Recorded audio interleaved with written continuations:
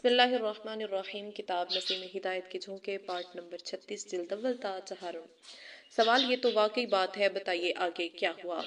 جواب ڈاکٹر یوسف علی نے مجھ سے کہا کہ مذہب تو اپنا ذاتی معاملہ ہے، شادی سے اس کا کیا تعلق ہے؟ یہ تو پرانے مذہب کی باتیں تھیں، اب دنیا بہت آگے نکل گئی ہے، ہم لوگ ڈاکٹر بننے جا رہے ہیں، تم اپنے مذہب کو فالو کرنا، مانتے رہنا، اور میں اپنے مذہب کو مانتا رہوں گا، ہم لوگ ہندوستان جا کر کورٹ میرج کر لیں گے۔ میں بھی تیار ہو گئی۔ ڈاکٹر یوسف علی کے ایک خالہ زاد بھائی ڈاکٹر عابد آرمینیا میں رہتے تھے، ان سے ڈاکٹر یوسف علی نے بتا دیا کہ وہ بہت دیندار اور نمازی نوجوان تھے۔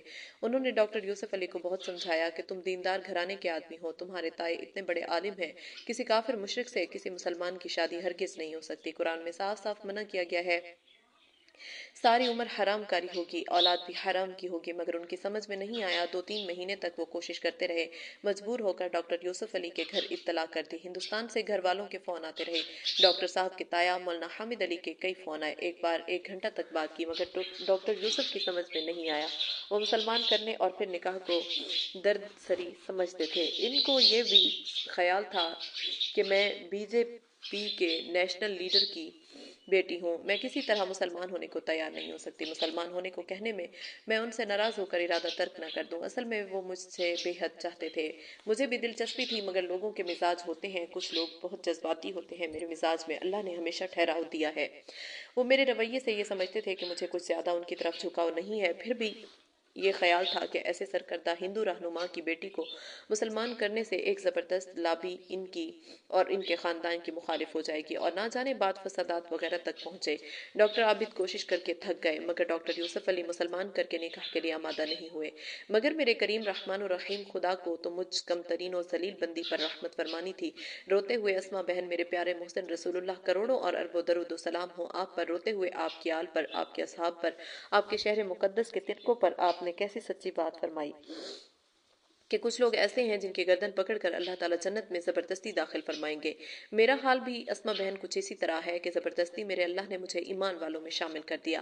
اگرچہ اس کا مجھے احساس ہے کہ ابھی میں نام کی مسلمان ہوں، میرے کریم اللہ جس نے مجھے نام کے لیے کلپنا سے اسما علی بنا دیا، اس کی رحمت سے ہی کیوں امید نہ کروں کہ وہ ضرور مجھے ساری ناکارگی کے باوجود مومن حقیقی بنا دیں گے۔ میرے اللہ، میرے کریم اللہ، ماں سے 70 گنا ممتا رکھنے والے میرے رحمان و رحیم اور ہادی رب، ضرور مجھے کامل مومنہ نہیں تو کسی درجے میں ایمان کی حقیقت سے نواز کر اپنے گھر بلائیں گے، بلکہ اللہ کے خزانے میں کیا کمی ہے، ضرور انشاءاللہ ضرور روتے ہوئے کامل مومنہ بنا کر بلائیں گے، میرے اللہ ضرور کامل مومنہ بنا کر بلائیں گے۔ بہت رونے لگی۔ سوال یہ آپ تو یہ فرما رہی تھیں آپ جذباتی نہیں ہیں۔ جواب اسما بہن، اپنے اللہ اور اللہ کے پیارے رسول سے انسان کا اگر والہانہ اور عاشقانہ اور جذباتی تعلق نہ ہو تو پھر انسان کا دل پتھر کی مورتی ہے، اس دل کو دل کیا کہیں گے؟ اس سے تو پتھر اچھا ہے جو اپنے رحمان و رحیم اور کریم اللہ سے اور اس کے لاڈلے رسول اربوں درود و سلام ہوں آپ پر سے بھی عقیدت اور جذباتی تعلق نہ رکھے۔ سچی بات تو یہ ہے کہ بہن اسما، آپ اس کیفیت کا اندازہ نہیں کر سکتی۔ آپ مسلمان گھر میں پیدا ہوئی ہیں، پلی ہیں، BJP کے سرکردہ لیڈر کے ہاں پیدا ہوئی لڑکی کے لیے اس طرح اسلام لانا کیسا عجوبہ ہے، یہ احساس رونگٹے کھڑے کر دینے والا ہے۔ پھر بغیر طلب اپنی تلاش اور اپنی حاجت کے بغیر میری بہن خواب میں بھی مجھے حق کی تلاش کا تصور نہیں تھا، نہ اس کا احساس تھا کہ حق کو تلاش کر کے اس کو ماننا میری پہلی ذمہ داری ہے۔ ایسا رواج اور ماحول نہیں تھا۔ آرمینیا میں میرے ساتھ خاصے مسلم لڑکے لڑکیاں ہندوستانی، پاکستانی اور عرب کے بھی پڑھتے تھے، مگر ان میں کسی کو بھی دعوت کا احساس نہیں تھا۔ میرے جاننے والوں میں صرف ڈاکٹر عابد تھے جو بس یہ چاہتے تھے کہ ڈاکٹر یوسف ہندو یا ہندو جیسے نہ بنے۔ اس حال میں میرے اللہ کا زبردست کفر و شرک کی آگ میں جلتی ہوئی بندی کو اسلام کے سائے رحمت میں دھکیل دینا کیسا بڑا کرم ہے، اس کا اندازہ آپ کو نہیں ہو سکتا۔ سوال بلا شبہ بات آپ کی سچی ہے، یہ احساس خود اللہ کا بہت بڑا کرم ہے جو آپ پر ہے۔ تو آپ اپنے قبول اسلام کے بارے میں بتا رہی تھی۔ جواب ہوا یہ کہ ڈاکٹر عابد جب ڈاکٹر یوسف کو سمجھا کر تھک گئے اور وہ مجھے مسلمان ہونے کے لیے کہنے کو آمادہ نہ ہوئے تو ڈاکٹر عابد میرے قریب ہوئے اور ایک روز مجھ سے وقت لے کر بات کی اور کہا، بتائیے کیا آپ ڈاکٹر یوسف علی سے شادی کرنے والی ہیں؟ ایک ضروری بات آپ سے کرنا چاہتا ہوں۔ انسان ایک سماجی حیوان ہے، اسے پل پل خاندان، عزیز و اقارب کی ضرورت ہوتی ہے۔ آپ تو BJP کے سرکردہ رہنما کی بیٹی ہیں۔ اگر آپ نے ایک مسلمان سے کورٹ میرج کی تو آپ کے خاندان والے تو آپ سے بالکل کٹ جائیں گے۔ ڈاکٹر یوسف علی صاحب کے گھر والے بھی آپ کو قبول نہیں کریں گے۔ اگر آپ مسلمان ہو کر اسلامی طریقہ پر نکاح کر لیں تو میں کوشش کروں گا ڈاکٹر یوسف علی کے گھر والے آپ کو بہو بنا کر قبول کر لیں، اور مجھے امید ہے کہ میں ان کو راضی کر لوں گا۔ ایک خاندان سے آپ کٹیں گی تو ایک خاندان تو آپ کا ہوگا۔ یہ بات ایسی مناسب تھی کہ میرے دل کو لگ گئی۔ میں نے ڈاکٹر یوسف علی سے کہا کہ میں مسلمان ہو کر اسلامی طریقے پر آپ سے نکاح کروں گی۔ ڈاکٹر یوسف علی مجھے منع کرتے رہے، مگر میرے ذہن میں ڈاکٹر عابد کی بات ایسی بیٹھ گئی تھی کہ اس پر میں اڑ گئی، اور میں نے ڈاکٹر یوسف علی سے صاف صاف کہہ دیا کہ میں صرف اس شرط پر آپ سے شادی کرنے کے لیے تیار ہوں کہ آپ مجھے مسلمان بنائیں، پھر اسلامی انداز میں آپ کے والدین مجھ سے آپ کا نکاح کریں۔ یہ کام ان کے لیے بہت مشکل لگا، مگر ڈاکٹر عابد نے اس میں بہت اچھا رول ادا کیا۔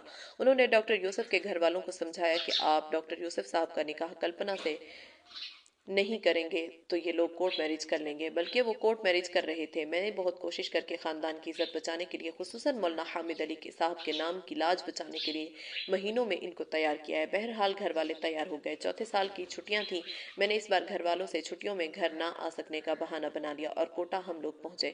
ڈاکٹر یوسف علی کے دوست ڈاکٹر آصف ہیں، جو اسی سال مولانا آزاد میڈیکل کالج دہلی سے MBBS سے فارغ ہوئے تھے۔ وہ حضرت مولانا کلیم صاحب سے تعلق رکھتے تھے، حضرت کے بالکل عاشق سار ہیں۔ وہ ملنے آ گئے۔ ڈاکٹر یوسف نے ان کو ساری بات بتائی۔ انہوں نے مجھ سے کلمہ پڑھنے کو کہا کہ جب شادی ہوگی آپ کلمہ فوراً پڑھ لیں، موت کا وقت نہ جانے کب آ جائے۔ میں نے کہا جب شادی ہوگی تب کلمہ پڑھیں گے۔ ہم لوگوں نے بہت زور دیا کہ 1 سال اور MBBS کرنے کے بعد ہم لوگ شادی کریں گے، مگر وہ ضد کرتے رہے۔ انہوں نے کہا کہ کلمہ بھی ابھی پڑھیں اور نکاح بھی فوراً کر لیں، اس لیے کہ قانون اصل اللہ کا ہے۔ اس قانون کے مطابق آپ دونوں کو ملنے، دیکھنے اور اس طرح بولنے کا حق نہیں ہے جب تک آپ کا نکاح نہیں ہوگا۔ آپ زنا کے گنہگار ہوتے رہیں گے۔ ڈاکٹر آصف ماشاءاللہ بہت دیندار ڈاکٹر ہیں، دیکھنے سے مولانا سے لگتے ہیں۔ میرے شوہر ان سے بہت تعلق رکھتے ہیں۔ ان کے زور دینے پر یوسف اور ان کے گھر والے راضی ہو گئے۔ میں نے کلمہ پڑھا اور ڈاکٹر آصف نے میرا نکاح پہلے بس چند گھر والوں کے سامنے مہر فاطمی پر پڑھایا۔ میرا نام اسماء علی رکھا اور بتایا کہ ہمارے حضرت کی صاحبزادی کا نام اسماء ہے، جو حضرت کے بقول ان کی دعوت کی استاذ ہیں۔ ان کے نام پر میں نے آپ کا نام رکھا ہے، انشاءاللہ اللہ آپ سے بہت کام لیں گے۔ بعد میں مولانا حامد علی کو معلوم ہوا، انہوں نے میرا نکاح دوبارہ پڑھایا اور عدالت سے رجسٹریشن اور قانونی کارروائی پوری ہوئی۔ نکاح کے 1 ہفتہ بعد ڈاکٹر آصف کی فرمائش اور ضد پر ان کے گھر دہلی آئے۔ ڈاکٹر آصف کی بہن ایک گرلز اسکول میں پڑھاتی ہیں، ارمغان ان کے ہاں پابندی سے آتا ہے۔ انہوں نے مجھے سب سے پہلے حضرت کی کتاب آپ کی امانت آپ کی سیوا میں پڑھنے کو دی۔ مجھے زور دیا کہ اس کتاب کو آپ کم از کم 3 بار پڑھیں تو آپ کو معلوم ہوگا کہ اللہ نے آپ کے ساتھ کیسا کرم کا معاملہ کیا ہے۔ ڈاکٹر آصف صاحب کی بہن صفیہ بازی بہت ہی قابل اور بڑی محبت بھری شخصیت ہے۔ میں پہلی ملاقات میں ان سے بہت متاثر ہوئی۔ میں نے آپ کی امانت 3 بار پڑھی۔ چھوٹی سی اس کتاب کے 3 بار پڑھنے سے اسلام کو میری سب سے بڑی ضرورت کے ساتھ میری پہلی پسند بنا دیا۔ میں مسلمان اتفاقاً ہوئی تھی، مگر الحمدللہ اب شعوری طور پر مسلمان ہو گئی تھی۔ میں نے ڈاکٹر آصف صاحب سے درخواست کی کہ میں چاہتی ہوں کہ اللہ نے مجھے اپنے فضل سے زبردستی بنایا ہے تو میرے شوہر جو میری زندگی کے ساتھ ہیں، جن کے سائے میں مجھے اپنی پوری زندگی گزارنی ہے، وہ بھی مسلمان ہو جائیں۔ وہ مسلم گھرانے میں پیدا تو ضرور ہو گئے، مگر وہ مسلمان کہاں ہیں جو مجھ سے غیر اسلامی طریقہ پر کورٹ میرج کرنے پر تیار ہیں۔ مسلمان کسی قوم کا نام نہیں بلکہ اللہ اور اس کے رسول کی شریعت کے سامنے اپنے آپ کو سرنگوں کرنے اور اسے ماننے کا نام ہے۔ میری خواہش ہے کہ میرے شوہر بھی مسلمان ہو جائے۔ انہوں نے چھٹیوں میں ایک چلہ کے لیے جماعت میں جانے کا مشورہ دیا۔ شروع میں یہ بات ڈاکٹر یوسف علی کے لیے بڑی مشکل تھی، مگر میں نے ضد بھی کی اور ڈاکٹر آصف نے بھی ضد کی اور وہ زبردستی راضی ہو گئے، مگر جاتے وقت ان کو بہت زور پڑ رہا تھا۔ وہ خود کہتے ہیں کہ ڈاکٹر آصف جب مجھے جماعت میں جانے سے پہلے حضرت مولانا کلیم کے ہاں لے کر گئے، مجھے ایسا لگ رہا تھا کہ مجھے گرفتار کر کے جیل میں لے جا رہے ہیں۔ 40 دن میں کیسے گزاروں گا، مگر اوکھلا جا کر حضرت سے ملاقات ہوئی۔ حضرت نے چند منٹ بات کی تو وہ خوش دلی سے جماعت میں جانے کے لیے تیار ہو گئے۔ ممبئی کی ایک جماعت کے ساتھ ان کا وقت متھرا میں لگا اور الحمدللہ وہاں سے باقاعدہ داڑھی، بلکہ اگر یہ کہوں کہ میرے شوہر مسلمان ہو کر واپس آئے تو یہ بھی سچ ہے۔ سوال اس کے بعد آپ واپس آرمینیا گئیں؟ جواب ہمیں واپس آرمینیا MBBS مکمل کرنے جانا تھا۔ جانے سے پہلے ہم لوگ حضرت سے ملنے کے لیے گئے۔ حضرت نے ہمیں سمجھایا کہ اسلام قبول کر کے گویا آپ کی نئی زندگی شروع ہوئی ہے۔ اب آپ مسلمان اور صرف مسلمان ہیں بلکہ خیر امت کے ایک فرد ہونے کی حیثیت سے داعی ہیں۔ مسلمان کو جہاں بھیجا جاتا ہے دعوت کے لیے بھیجا جاتا ہے۔ اب آپ اپنی نیت MBBS مکمل کرنے کی نہ کر کے آرمینیا میں دعوت کی نیت سے جائیے۔ الحمدللہ ہم دونوں نے نیت کو ٹھیک کیا۔ چلتے وقت حضرت سے بہت دعا کی درخواست کی اور ہم دونوں نے ڈاکٹر آصف کے مشورہ پر حضرت سے بیعت بھی کی اور دعوت کے مقصد سے اس بار کے سفر کا عہد بھی کیا۔ الحمدللہ اس نیت کی برکات کھلی آنکھوں دکھائی دیتی رہیں۔ اسما بہن شاید آپ یقین نہ کریں، 1 سال میں نے قرآن بھی ایک عرب لڑکی سے پڑھا، اردو پڑھی، عربی زبان مجھے ایک درمیانی عالمہ کی طرح آ گئی ہے۔ اکثر معصورہ دعائیں بھی یاد ہو گئیں۔ پاکستان سے منگا کر میں نے سینکڑوں کتابوں کا مطالعہ کیا۔ سوال آپ کے MBBS کا کیا ہوا؟ جواب دین کو بلکہ دعوت کو مقصد بنانے کی برکت سے میں نے پچھلے 4 سالوں سے زیادہ فائنل ایئر میں نمبر حاصل کیے۔ سوال دعوت کی نیت کا کیا ہوا؟ جواب اصل تو وہی بتانا ہے، دعوت ہماری زندگی کی دھن تھی۔ الحمدللہ آرمینیا، بنگلہ دیش، انڈیا، پاکستان کے 121 لڑکے لڑکیاں، ہمارے کالج کے 6 اساتذہ مسلمان ہوئے۔ سوال پاکستان اور بنگلہ دیش کے غیر مسلم کہاں سے آ گئے؟ جواب بنگلہ دیش کے 2 برہمن، 4 سندھی ہندو، پاکستان کے جو الحمدللہ بڑے اچھے ڈاکٹر بن کر دعوت کی نیت کر کے واپس ہوئے ہیں۔ ہندوستان آ کر احساس ہوا کہ وہاں کام کرنا زیادہ آسان ہے۔ اگر آدمی کو دھن لگ جائے تو کام یہاں بھی آسان ہے، مگر وہاں زیادہ آسان ہے۔ سوال آپ کو ہندوستان لوٹے ہوئے کتنا زمانہ ہو گیا ہے؟ آپ نے یہاں دعوت کا کام نہیں کیا، آپ لوگ حج کو بھی تو گئے تھے۔ جواب ہمیں واپس آئے 4تھا سال ہے۔ الحمدللہ ہم جہاں بھی رہے باقاعدہ عورتوں کا اجتماع اور ہمارے شوہر باجماعت نماز کا اہتمام کرانے لگتے ہیں۔ 2 سال ہم دہلی میں رہے، سفتر جنگ اور رام منوہر لوہیا ہسپتال میں کام کیا۔ اب 2 سال ہماچل میں ہونے والے ہیں۔ الحمدللہ 28 ڈاکٹر میری دعوت پر مسلمان ہو گئے ہیں، جن میں 6 لڑکیوں کی مسلمانوں سے شادی ہو گئی ہے، چند ایسی ہیں جنہوں نے اعلان نہیں کیا ہے۔ میرے شوہر ہمارے وسیلہ سے 100 سے زائد لوگ اللہ نے ہدایت یاب فرمائے۔ ان میں ایک آل انڈیا کے بہت بڑے افسر بھی ہیں جو اب ریٹائرڈ ہو گئے ہیں، مگر ظاہر ہے ابھی بہت کمی ہے، ابھی بہت کچھ کرنا ہوگا۔ سوال آپ کے گھر والوں کا کیا ہوا؟ جواب میں نے آرمینیا سے آخری سال میں فون پر شادی کی اطلاع دے دی تھی۔ میرے والد اور دادا نے فون پر کہہ دیا کہ تو ہم سے مر گئی ہے، ہمیں فون مت کرنا۔ اس کے بعد سے میرا فون ریسیو نہیں کرتے، آواز سنتے ہی کاٹ دیتے ہیں۔ انہوں نے اپنے علاقے میں اور لوگوں میں میرے بارے میں بتا دیا کہ کلپنا آرمینیا میں جا کر مر گئی ہے۔ سوال آپ نے ان سے رابطہ کی کوئی صورت نہیں نکالی؟ جواب میں بہت خط لکھتی ہوں مگر وہ جواب نہیں دیتے۔ میرے گھر والے ایک کٹر تنظیم سے سیاسی طور پر وابستہ ہیں، مگر ذاتی زندگی میں کچھ اکثر لوگ اچھے انسان ہیں، نہ جانے میرے خاندان کا کیا ہوگا۔ میں حضرت سے جب بھی ملتی ہوں بہت گزارش کرتی ہوں۔ پچھلی بار جب میں گرمیوں میں آئی تھی تو حضرت کے ہاتھ پکڑ کر خوب روئی۔ حضرت میرے خاندان کا کیا ہوگا؟ حضرت میرے دادا، میری دادی، میری ممی، میرے بھائی، میرے انکل اگر کفر میں مر گئے تو کس طرح دوزخ میں جلیں گے؟ حضرت بہت عجیب سے ہو گئے مگر مجھے احساس نہ ہونے دیا۔ ذرا مجھے ہوش سا آیا تو حضرت نے سمجھا دیا کہ شریعت کا ہر حکم ہمارے لیے اصل ہے۔ آپ شریعت کی نگاہ میں میرے لیے نامحرم ہیں۔ برقع پہننے سے حدود ختم نہیں ہوتی۔ اگر آپ جذبات میں شریعت کے احکام کا لحاظ کرنے کی عادت نہیں ڈالیں گی تو شیطان آپ کو برباد کر دے گا۔ سوال برقع آپ نے کب سے پہننا شروع کیا؟ آپ کو ہسپتال میں دقت نہیں ہوتی؟ جواب الحمدللہ 3 سال ہے جب میں نے برقع پہننا شروع کیا۔ کچھ لوگ ذرا اجنبیت محسوس کرتے ہیں مگر اکثر لوگ مرعوب ہوتے ہیں۔ سوال قارئین ارمغان کے لیے کچھ پیغام آپ دیں گی؟ جواب پہلی درخواست تو میرے خاندان والوں کی ہدایت کے لیے دعا کی ہے، اور دوسری درخواست یہ ہے کہ اسلام کسی قوم یا برادری کا نام نہیں کہ گجر کے گھر میں پیدا ہوا تو گجر، جاٹ کے گھر میں پیدا ہوا تو جاٹ، اور مسلمانوں کے گھر میں پیدا ہوا تو مسلمان، بلکہ اللہ اور اس کے رسول کے حکم اور اس کے قانون اسلام کو اپنے لیے خیر سمجھ کر اس کے سامنے خود سپردگی اور اسے ماننے کا نام اسلام ہے، جس کا شعور دعوت کو مقصد زندگی بنائے بغیر نصیب نہیں ہو سکتا۔ سوال بہت بہت شکریہ ڈاکٹر اسماء علی، اللہ تعالیٰ آپ کو جزائے خیر عطا فرمائے۔ السلام علیکم ورحمۃ اللہ۔ جواب وعلیکم السلام ورحمۃ اللہ وبرکاتہ۔ شکریہ تو آپ کا اور حضرت کا کہ مجھے ارمغان کی بزم دعوت میں حصہ دار بننے کی سعادت نصیب ہوئی۔ مصطفیٰ دزمہ نامہ ارمغان، نومبر 2009۔ ایک بالکل امی اور مخلص داعیہ فاطمہ سے انٹرویو۔ اسماء ذات الفوزین، السلام علیکم ورحمۃ اللہ وبرکاتہ۔ فاطمہ: وعلیکم السلام جی۔ سوال آپ کی پیدائش کہاں ہوئی؟ جواب میرا میکا کاندھلا کے پاس جاٹوں کا ایک گاؤں علم ہے۔ میرے ابا کا نام عبدالرشید ہے، وہ کھدر بیچتے تھے۔ سوال آپ کی شادی کہاں ہوئی؟ جواب میری پہلی شادی بڑھانا کے پاس سلطان پور گاؤں میں ہوئی تھی۔ میرے شوہر اچانک بہت بیمار ہوئے، ان کا انتقال ہو گیا، وہ ٹی بی کے مریض تھے۔ اس کے بعد محمد پور میں میری شادی ہو گئی، عین الدین ان کا نام ہے۔ میرے شوہر سیدھے آدمی ہیں، پانی پت میں کھدر بیچتے ہیں۔ وہ 2 باتوں کا بہت خیال رکھتے ہیں، ایک تو 100 روپے میں 2.5 روپے سب سے پہلے نکالتے ہیں، دوسرے بالکل ایمانداری سے کپڑے بیچتے ہیں۔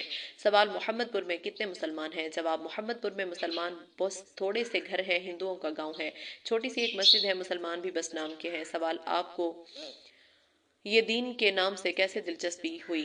جواب: میں ان پڑھ جاہل دین سے بالکل دور نام کی مسلمان تھی۔ ہمارے گاؤں میں ایک جاٹ کی گھر والی مر گئی، اس نے کسی دوسری عورت کو رکھ لیا۔ پہلی عورت کی 2 جوان لڑکیاں تھیں، وہ میرے پاس آیا کرتی تھی، میں چوڑیاں بیچتی تھی، وہ مجھے امی کہا کرتی تھی۔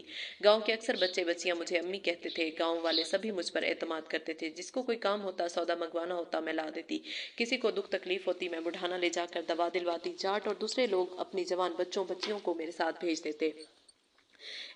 ان دونوں لڑکیوں کو سوتیلی ماں اور باپ نے بہت ستایا۔ وہ لڑکیاں مجھ سے کہنے لگیں، امی مجھے تو اسلام دھرم اچھا لگے، ہمیں تو کہیں مسلمان کروا دے۔ میں نے سوچا 2 پریشان حال لڑکیاں پریشانی سے بچ جائیں گی، دوزخ کی آگ سے بھی بچ جائیں گی۔ میں ان کو لے کر مرکز نظام الدین چلی گئی۔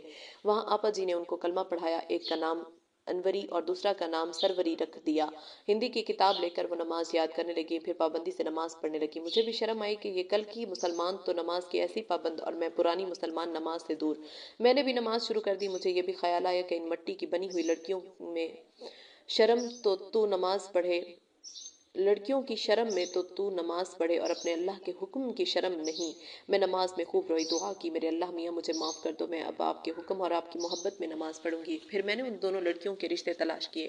پانی پت میں 2 اچھے مسلمان تیار ہو گئے، دونوں کے نکاح کرائے۔ اللہ کا شکر ہے بہت خوشی خوشی ان کی گزر ہو رہی ہے۔ اس کے بعد میں محمد پور آئی۔ ہمارے ہاں کا ایک بہت بڑا بدماش جاٹ کا لڑکا بڑھانا کے قصائیوں کے ساتھ آ کر آپ کے ہاں پھلت میں مسلمان بنا تھا۔ حضرت جی نے اس کا نام اسلم رکھا تھا۔ میں نے سوچا کہ وہ اب نمازی ہو گیا، اپنے سارے برے کام چھوڑ دیے، تو مجھے اور بھی خیال آیا کہ ایسا بڑا بدماش مسلمان ہو کر سدھر جائے تو یہ جو لوگ مجھ سے محبت کرتے ہیں، اگر یہ دین لے لیں اور مسلمان ہو جائیں تو کتنا اچھا ہو۔ میں نے آنے والی عورتوں اور لڑکیوں کو سمجھانے لگی۔ مجھے کچھ آتا تو ہے نہیں، جو کچھ اللہ کہلواتا میں کہتی۔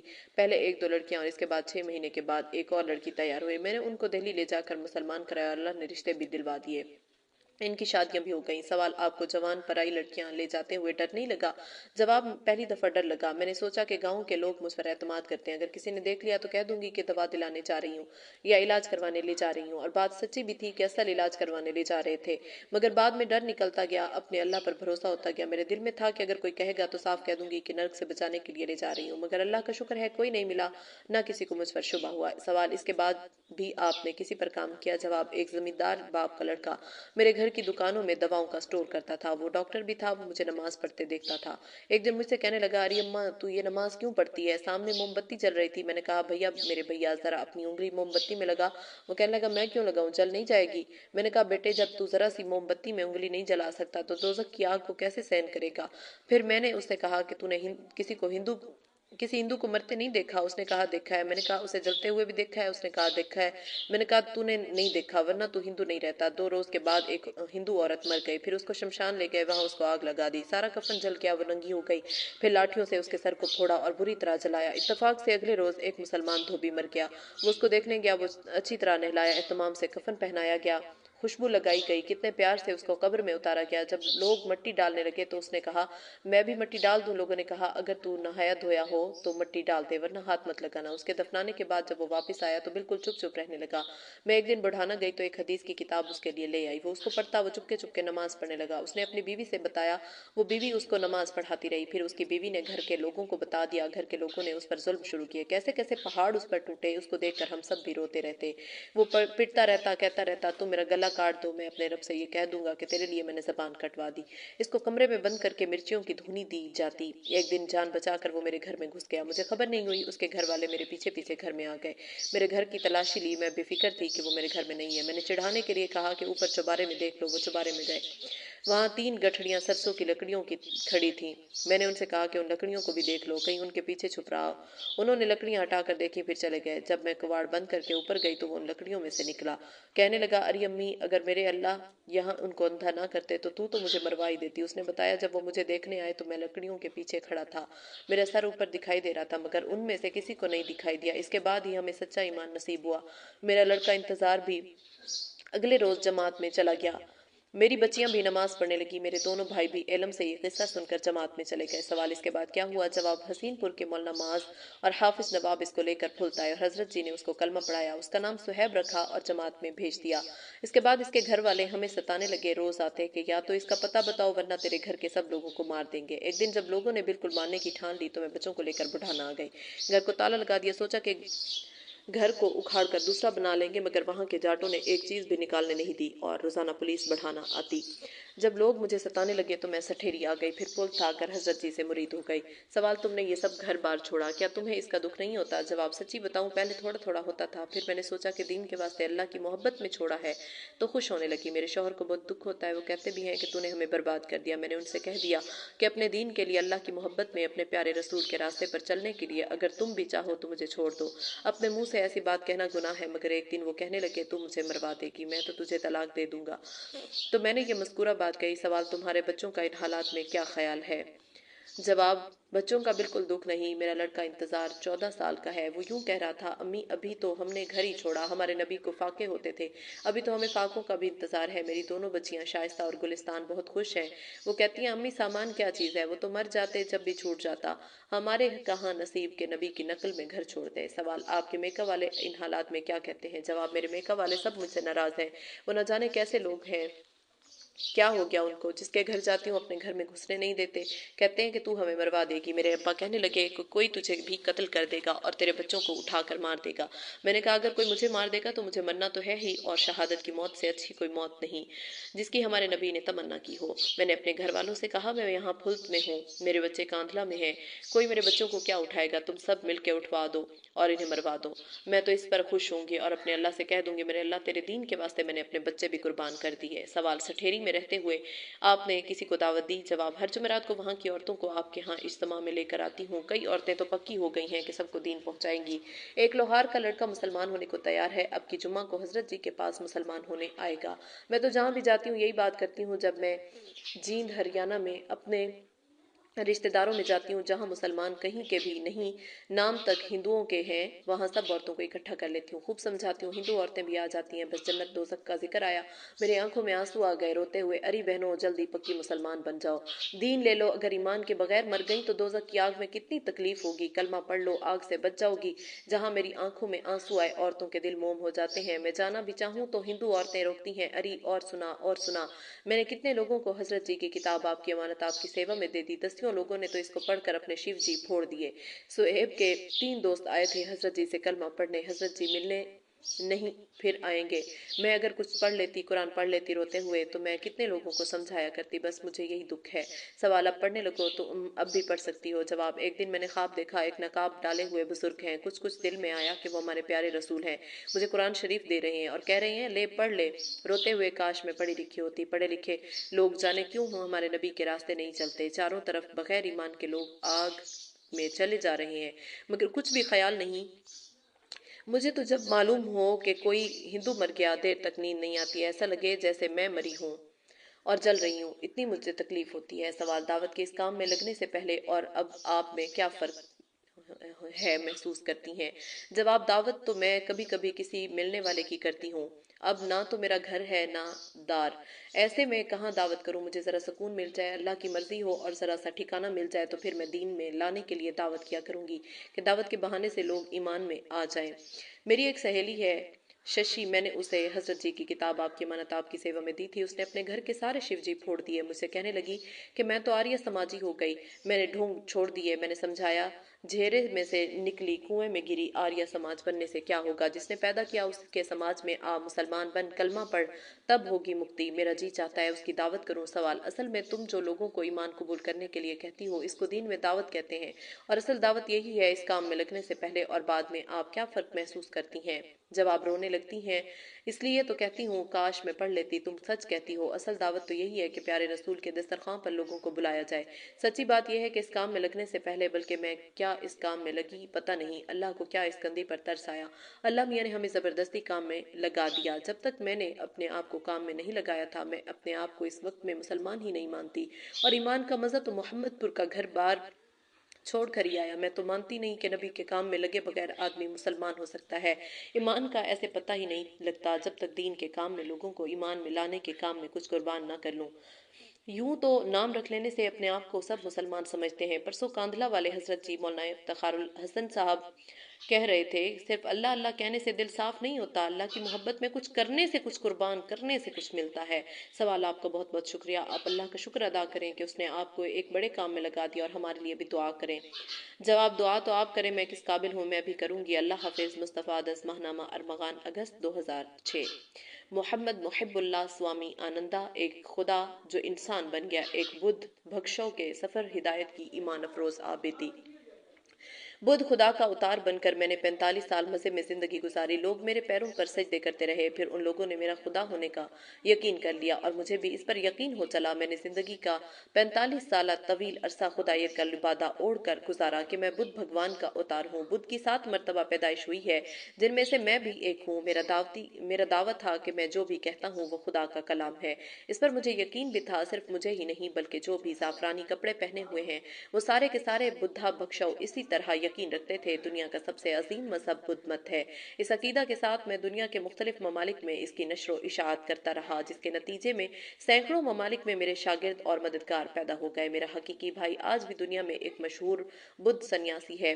वो अमेरिका के लॉस एंजल्स शहर में रहता है। मैं जब खुदायत के लुबादा में जिंदगी गुजार रहा था, इस दौर में एक मुसलमान भाई और बुद्ध मत में मेरे शागिर्द डॉक्टर चैपन साकिन मद्रास, इन दोनों के जरिया मुझे इस्लाम का तारुफ हासिल हुआ और इस्लाम के मुतालिक मुझे कुछ किताबें अता की गईं, मगर मैंने बेतवज्जोही में इनका मुताला किया। लेकिन बाद में कुरान मजीद और मोहम्मद सल्लल्लाहु अलैहि वसल्लम की तारीख व सीरत का मुताला मुसलसल जारी रखा, तो इस वक्त मेरे दिल की गहराइयों में अपने गुनाहों का एहसास पैदा हुआ, जिसके नतीजे में खुदायत का लिबादा ओढ़कर जिंदगी गुजारने वाला मैं रफ्ता रफ्ता एक इंसान के रूप में आ गया। बरहमाचारी की जिंदगी गुजारने वाला मैं एक शौहर बन गया।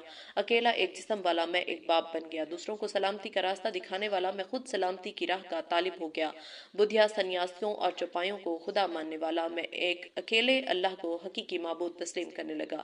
मुख्तसर ये कि मैं पहले खुदा था, आज एक इंसान बन गया। अपनी जिंदगी के अव्वल ता आखिर हालात आपके सामने मुख्तसर पेश करता हूँ। मेरी हालत, बुद्धम शरणम गुच्छामी, धर्मम शरणम गुच्छामी, संगम शरणम गुच्छामी, इन उसूलों पर जिंदगी गुजारते हुए मेरी जुबान पर यही अल्फाज और नारे मुसलसल जारी थे। मैंने बुद्धि दरख्त के नीचे बैठकर इल्म हासिल किया। बुद्ध सन्यासी, दुनिया में बुद्ध मत का प्रचारक। गौतम बुद्ध, इंसान को इंसानी गुलामी से निकालने वाले, जाहिलियत को खत्म करने वाले, आर्या कौम के जुल्म को मिटाने वाले, इंसान को अमन सलामती का रास्ता बताने वाले गौतम बुद्ध। बरहमाचारी लोग, बुद्ध अकीदा को जमीन में प्रचार करने वाले लोग, दुनिया की ख्वाहिशात ना रखने वाले बरहमाचारी लोग, दरबारी अंदाज में बुद्धों यहारों में खुशियों की जिंदगी, बुद्ध विहारियों में खुशियों की जिंदगी गुजारने वाले लोग, आर्या वरुण आश्रम धर्म जात पात के निजाम के खिलाफ तलवार लेकर निकले हुए लोग। इंसान कौन, इंसान क्या खुद पैदा हुआ है या किसी खुदा ने इसको पैदा किया है? क्यों मौत आती है? मौत के बाद इंसान को क्या होता है? मेरा ज़मीर मुझसे इस तरह के सवालात करता रहा। मेरे जहन में ये सवालात खटकते रहे, गुमशुदा चीज़ों की तलाश की तरह इनके जवाबात तलाश करता रहा, जिसकी वजह से मेरे अंदर रफ्ता रफ्ता ख्वाहिशात से नफरत पैदा होती गई। मैं हक की तलाश में था, जिसकी वजह से मेरे दिल में रोशनी की एक किरण रौनमा हुई। पैसा खर्च करने से ना जाने ना हासिल होने वाला रहम, मोहब्बत और आजिज़ी मेरे दिल में पैदा हो गई। मैं जिस राह पर चल रहा हूँ वो सही है या गलत, ये समझने की तड़प मेरे अंदर पैदा हो गई। इसी तरह दीगर मज़ाहिब को परखने की आरज़ू मेरे अंदर पैदा हो गई। अधेड़ उम्र में मेरे अंदर जो फिक्र रौनुमा हुई, उसने मेरी माजी की ज़िंदगी पर गौर व फिक्र करने का एक मौका फराहम किया। मैं ज़ात का यादव स्वामी आनंद जी के नाम से मशहूर हुआ।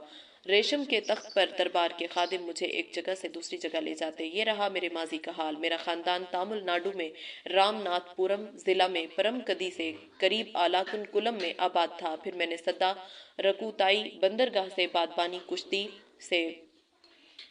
बर्मा कश्ती से बर्मा का रुख किया, जहां मेरे दादा अपनी फैमिली के साथ ऐशो आराम की जिंदगी गुजार रहे थे। मैं यादव जात में पैदा हुआ। हमारे खानदान का पेशा मवेशियों और चौपाइयों को चराना था, मगर मैं आज बुद्ध गुरु स्वामी आनंदा कहलाता हूँ। मईशत के लिए बर्मा मुंतकिल हुआ, मगर मैंने तमिल जुबान को अपनी मादरी जुबान की हैसियत से बाकी रखा। मेरे वालिद बचपन ही से एक कट्टर बुद्धिस्ट थे, इसलिए बुद्ध मजहब के तरीका के मुताबिक मेरी भी परवरिश करते रहे। मुख्तलिफ बुद्ध मंदिरों में मुझे तालीम दी गई। मुझे एक बुद्धा भक्षौ बनाने की میرے والد کی بڑی آرزو تھی، اس کے متعلق انہوں نے سارے فنون سے مجھے سکھلائے۔ رنگون، تبت، چین، کوریا، کمبوڈیا، جاپان، ان سارے ممالک کے بدھ گروؤں سے میں نے تعلیم حاصل کی۔ 19 سال کی عمر تک مکمل تعلیم حاصل کر لی۔ پھر ایک دن برما کے دوسرے دارالخلافہ منڈلا میں مجھے بدھ مت گرو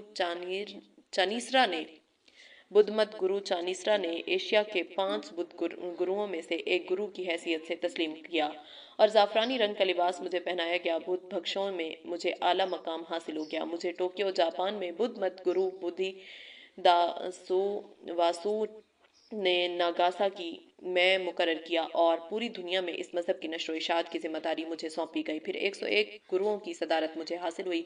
اس کے بعد میں نے دنیا بھر میں گھوم گھوم کر بدھ مت کی نشر و اشاعت شروع کی۔ جنوب مغربی ایشیا کے 17 ممالک جہاں بدھسٹ پائے جاتے ہیں، اس کے علاوہ یورپ میں بھی بدھ مت کی نشر و اشاعت کی کوشش کرتا رہا۔ بدھ مت کی دنیا میں مجھے اتنا بڑا مقام حاصل ہو گیا تھا جس کی کوئی حد نہیں۔ پوری دنیا گھومنے کے لیے حکومت کی جانب سے مجھے گرین کارڈ عطا کیے گئے، جس کی وجہ سے میں عرب ممالک کے علاوہ ساری دنیا گھوم کر اس مذہب کی نشر و اشاعت کرتا رہا۔ میرا حقیقی بھائی سوامی نند آچاریہ آج بھی امریکہ کے لاس اینجلس شہر میں 67 منزلہ بدھ آشرم میں مٹھ پتی کے منصب پر ہے۔ میں بھی وہاں 3.5 سال تک مٹھ پتی رہا۔ جھاڑ پھونک اور کرامت۔ چین، تبت، جاپان وغیرہ میں جھاڑ پھونک کے ذریعے مجھے بڑی بڑی کرامت حاصل ہوئی تھیں اور ان سے مجھے خاصی شہرت حاصل ہو گئی تھی۔ اس دور میں جھاڑ پھونک کے ذریعے ارواح کو مدعو کرنا، پھر ان سے پیش گوئی کروانا میرا عمل تھا۔ کالی کاڑی، کلکتہ کالی، کیرلا دیوی، یہ علاقائی دیویوں کے نام ہیں کہ پوجا کر کے تانبے کی پٹیوں اور دھاگوں پر پھونک مار کر لوگوں کو دیتا اور دیوتاؤں کو 101 چاندی کے برتنوں میں بند کرتا۔ میرا وقت نہ گزرتا تو میں اس وقت ان برتنوں کے دیوتاؤں کو باہر نکال کر اندھیروں میں ان سے گفتگو کرتا۔ پھر میں اپنی ملاقات کے لیے ان آنے والے لوگوں اور ساری دنیا کے بدھسٹوں میں دیوتاؤں کی زبان اور پیش گوئیاں جاننے والا اور ان سے بات چیت کرنے والا مہا گرو آنند جی کے نام سے مشہور ہو گیا۔ آشرواد۔ مختلف قائدین اور حکمراں اپنے سروں پر میرا پیر رکھوا کر آشرواد لینے کو بہت بڑا نیک فال سمجھتے۔ سنگاپور کے پہلے راجہ کے سر پر پیر رکھ کر میں نے اس کو آشرواد دیا۔ اسی طرح تھائی لینڈ کے راجہ برما پوجو چنیسوین کو بھی اس کے سر پر پیر رکھ کر میں نے آشرواد دیا تھا۔ اسی طرح ہمارے سابق وزیر اعظم راجیو گاندھی اور جاپان کے نائب سلطنت، ان دونوں کے سر پر پیر رکھ کر میں نے آشرواد دیا تھا۔ شکروار، جمعہ اور منگل کو سونے کا تخت کھڑا کر کے ایک مٹکا پانی سے جو میرا پیر دھونا چاہتا، اس عمل کی قیمت 1,00,000 روپیہ ہوتی، جس کو 5 آدمی پیتے، کیونکہ میں خدا کا اوتار ہوں، بدھ کا دوسرا جنم۔ دیوتاؤں کے صدر خطاؤں سے گفتگو کی استطاعت رکھنے والا، ملک اور ساری دنیا میں گھومنے والا میں تھا۔ لا علاج بیماریوں میں وہ لوگ میرا پیشاب پیتے جن سے اس کو شفا مل جاتی۔ میرا پیشاب پینے میں کیا غلطی تھی جبکہ میں ان کا خدا تھا؟ کیا انسان خدا ہے؟ میں بدھی درخت کے نیچے چاندی کے تخت پر بیٹھتا ہوں، سونا اور پیسہ سامنے رکھ کر اپنے پیروں پر گرنے والے بھگت لوگوں کو میں آشرواد دیتا ہوں۔ وہ لوگ آشرواد کی غرض سے میری تلاش میں نکلتے ہیں۔ ایک آدمی میرے پاس آ کر التجا کرتا، گرو جی میں خدا کو نہیں دیکھ سکتا، آپ ہی وہ عظیم زندہ خدا ہیں، مجھے دنیا کی ساری نعمتیں حاصل ہیں مگر شادی ہوئے 5 سال کا عرصہ ہوا اولاد سے محروم ہوں۔ گرو جی آپ مجھے بہترین آشرواد دیجیے جس کے ذریعے مجھے اولاد نصیب ہو۔ یہ کہہ کر وہ شخص میرے پیر پر اپنا ہاتھ رکھ کر اس ہاتھ کو اپنی آنکھوں پر ملتا ہوا ہے۔ یہاں سے مسئلہ شروع ہوتا ہے۔ میرے آشرم میں مجھے تلاش کرنے والا یہ بھگت بڑا کروڑ پتی ہے، اس کو اپنے جال میں پھانسنے کی مجھے خواہش ہوتی ہے، اس لیے میں ان سے کہتا ہوں کہ آج شام کی پوجا کے بعد تمہیں تعویذ دوں گا، سوتے وقت اس کو اپنے تکیہ کے نیچے رکھنا، آج رات خدا تم سے گفتگو کرے گا، کل آ کر مجھے بتلانا کہ خدا نے گفتگو کی یا نہیں۔ اتفاق سے دوسرے دن اس شخص نے میرا دروازہ کھٹکھٹایا۔ اس وقت میرے شاگرد نے جلدی سے میرے پاس آ کر یہ خبر دی کہ گرو جی وہ کروڑ پتی آیا ہے۔ میں نے شاگرد سے سوال کیا کہ کون سا کروڑ پتی؟ اس نے کہا وہی جو اولاد کی غرض سے آیا تھا اور جو تعویذ لے کر گیا۔ میں نے زعفرانی کپڑے پہن کر ریشمی پنکھا ہاتھ میں لے کر بھکشوں کا برتن پکڑ کر جیسے ابھی بدھا نازل ہوا ہے اس طرح اس آدمی کے سامنے حاضر ہوا۔ وہ فوراً پیر پر گر گیا اور جھٹ سے کہنے لگا کہ خدا نے مجھ سے گفتگو کر لی، اور خوشی سے رونے لگا۔ میں تو خدا کو نہیں دیکھتا مگر میرے جھوٹے تعویذ کو پہن کر یہ بے وقوف کہتا ہے کہ خدا نے اس سے کلام کیا۔ اس کی بات سنتے ہی میں حیران و پریشان ہو گیا۔ یہ میں کیا سن رہا ہوں؟ 45 سال سر منڈوا کر، تعویذ، زعفرانی کپڑے پہن کر، برہم آچاری کی زندگی گزار کر، ساری خواہشات کو ترک کر کے سنیاسی بن کر بدھی درخت کے نیچے ہمیشہ بدھا بدھا وظیفہ چیخ کر پڑھنے والا میں، اور تعویذ لینے والوں نے مجھے پسے پشت ڈال کر اس خدا سے گفتگو کر لی۔ کیا یہ انصاف ہے؟ اگر اس کو گفتگو کرنا ہی ہوتا تو مجھ سے گفتگو کرتا۔ 45 سال سے میرے بدھ نے مجھ سے گفتگو نہیں کی۔ میرے شاگرد نے ایک تعویذ تم کو دیا، تم कैसे तुमसे गुफ्तगू कर ली। फांसने वाला जब तक रहेगा फंसने वाले भी तब तक रहेंगे। स्वामी का हाल ये है कि जाफरानी लिबास में तकद्दुस का रूप धार कर महान मुकद्दस हस्तियां अगर पुलिस पकड़ ले तो महापापी निकले, जिनमें मशहूर नाम ब्रह्मानंदा स्वामी, चंद्र स्वामी, मार्ता अंडेम, जॉन जोसेफ वगैरह हैं। और मेरे असलाफ ने मेरे जहन में ये बात बिठा दी थी कि मुसलमान बज़ोर बाजू तब्दीली मजहब कराते हैं। इसके अलावा वो मेरे असलाफ या यादो ज़ात से ताल्लुक़ रखते हैं जिनका पेशा चौपायों का पालना और परवरिश करना है और साथ ही गाय को खुदा भी मानते हैं। मैं बचपन में बुद्ध मत का गुरु था, फिर भी मेरे वालिद और वालदा इसको खुदा तस्लीम करती थीं और मुझे भी इस फेल पर उभारती थीं। तो मुसलमान ऐसे खुदा को काट कर बिरयानी बनाता है। अगर एक गुरु होने के नाते इस्लाम का मुताला मेरे बस की बात नहीं थी, मगर इसी दरमियान बाज मुसलमानों से मेरे ताल्लुकात वाबस्ता हुए।